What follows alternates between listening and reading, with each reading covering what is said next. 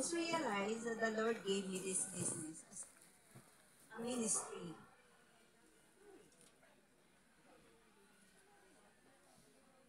Back in 1997, where it all started, no?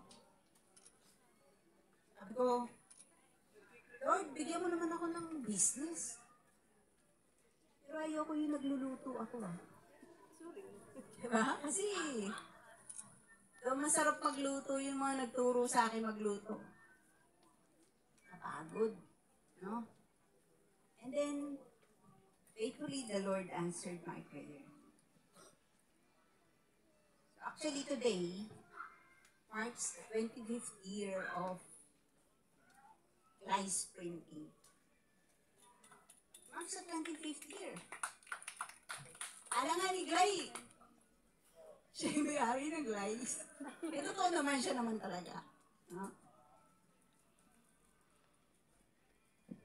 For the Lord said in Matthew 7, chapter 7, verse 7 to 8, ask and it will be given you, seek and you will find, knock and the door will be opened for you.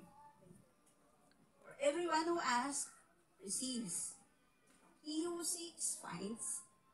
And to him who knocks, the door will be open. Kaya, napakabuti ng Panginoon. For He said, I know the plans I have for you, declares the Lord. Plans to prosper you and not harm you. Plans to give you hope and a future. Kayong lahat, I'm referring to the employees, ha? Isa lamang kayo sa maraming panalangin na dininig ng Panginoon. Isa lang kayo.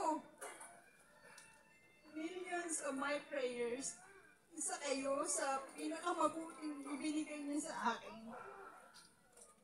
Sa lahat ng napagsabihan ko, sa lahat ng napuri ko, hindi galing sa akin yung galing yun sa Panginoon.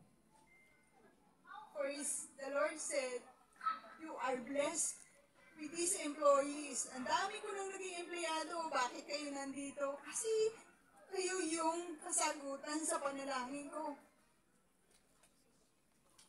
And I expected God will move miraculously in you and your families as well. For our blessings does not come from us. Hindi galing sa amin dito. Kayo ang tumutulong sa amin para ma-achieve namin ang lahat ng kung anong meron kami. And we are blessed to have you. And I appreciate everything that you are doing. No? Hindi ko man masabi sa inyo araw-araw, but then I know that God will be the one to bless you 1,000-fold. The reason why we are celebrating, not because though we need material things, more so we need spiritual blessings. No? So my prayer is for you and your family to know the reason for the season. And that is Christ Jesus coming here to save us from our sins.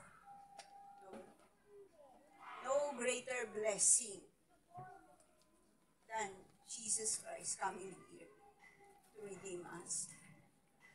Sabi nga niya sa akin one time, out of the devastation of your life will come overflowing blessing.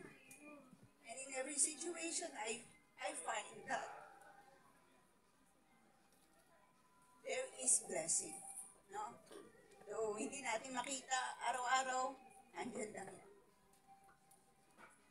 And today marks the giving and the sharing.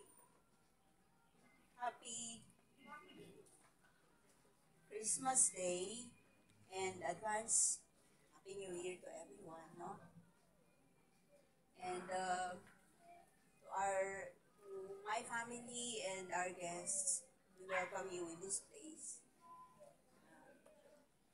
Feel the goodness and faithfulness of God in our lives. Thank you very much.